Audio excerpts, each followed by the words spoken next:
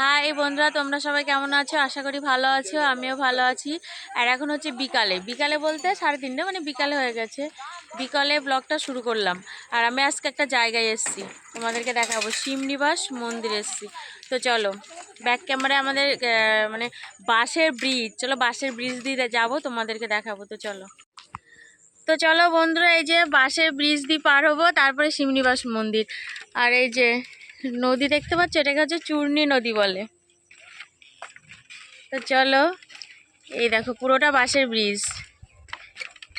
বাঁশ আর কাঠ আছে না, বাঁশ আর কাঠ দিয়ে। এর কাছাকাছি আমার বাবার বাড়ি, বুঝেছো? তো চলো, তোমাদের এবার মন্দিরের ভেতরে কি দেখাবো। তো দেখো বন্ধুরা, চলে এসেছি মন্দিরে। এই যে এটা হচ্ছে এশিয়া মহাদেশের দ্বিতীয় বৃহত্তম শিব মন্দির, ঠিক আছে? শিমনিবাসে এটা অবস্থিত, নদিয়া জেলায়। চলো তোমাদের ভিতরে গিয়ে দেখাবো।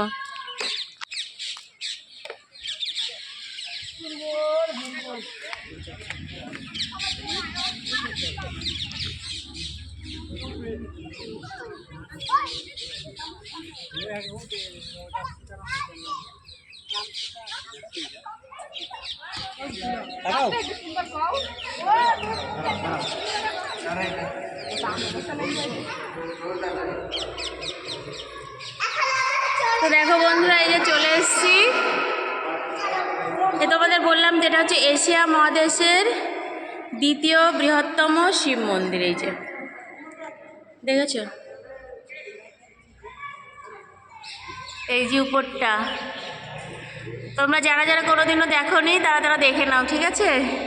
কথা ভিতরে বাজছে। এই যে এখানে এই যে সিঁড়ি করা আছে, মানে পোটে করা আছে। এই সিঁড়ি দিয়ে উঠে বাবার মাথায় জল ঢালে। এই যে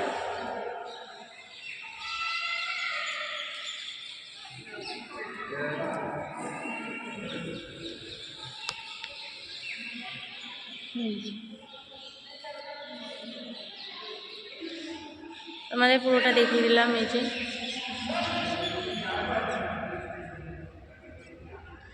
এই যে সিঁড়িতে উঠে দেখিয়ে দিলাম।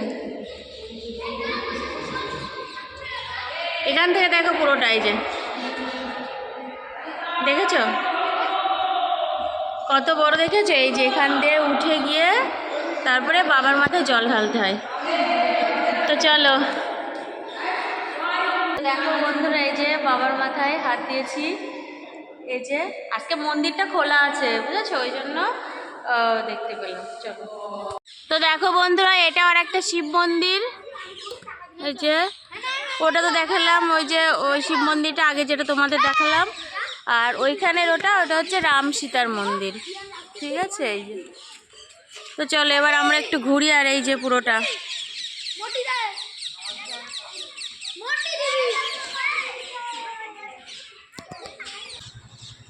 তো চলো তোমাদেরকে দেখিয়ে দিলাম, আবার এবার দূর থেকে দেখিয়ে দিলাম। এরকমভাবে মোবাইলটা ধরে দেখিয়ে দিয়েছে, ওই জন্য এরকম লাগছে। তো তোমরা একটু দেখে নাও,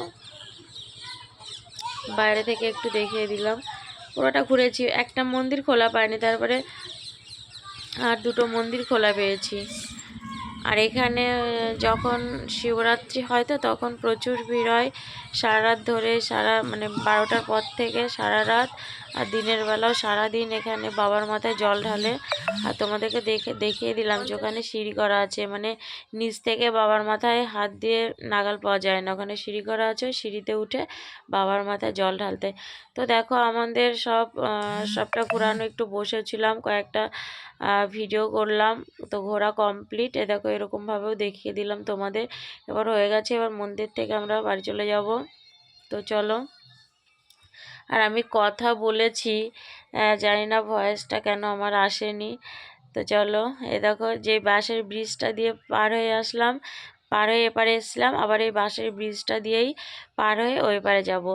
তো আর ওই দেখেছো এখানে যে নৌকা বাঁধা আছে না, যখন অনেক বেশি বেশি জ্বর হয়, মানে ব্রিজটা ছাড়িয়ে জলটা চলে যায়, তখন নৌকা করে যাতায়াত করা হয়। আর এখন তো যেহেতু অনেকটা নিচে জল, ওই জন্য বাঁশের ব্রিজ দিয়ে পার হয়। তো বাঁশের ব্রিজ দিয়ে আমি ভিডিওটা শুরু করেছিলাম যখন গেছিলাম শিবনিবাস, আবার শেষ করব এখানে। আমার ঘোরা কমপ্লিট। আর ওই দূরে আমার ভাইজি, আমি আর আমার ভাইজি গেছিলাম। তো চলো, এখানে যাদের কাছাকাছি বাড়ি আছে তারা ঘুরতে চলে আসবে, খুব সুন্দর শিব মন্দির দেখতে চলে আসবে। শিবনিবাস, এটা হচ্ছে নদিয়া জেলায়।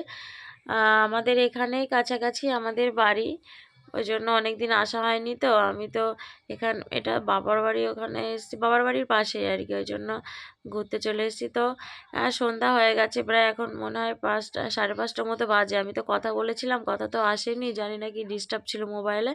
তো এখানেই ভিডিওটা শেষ করবো। তোমরা সবাই ভালো থেকো, টাটা, গুড ইভিনিং সবাইকে।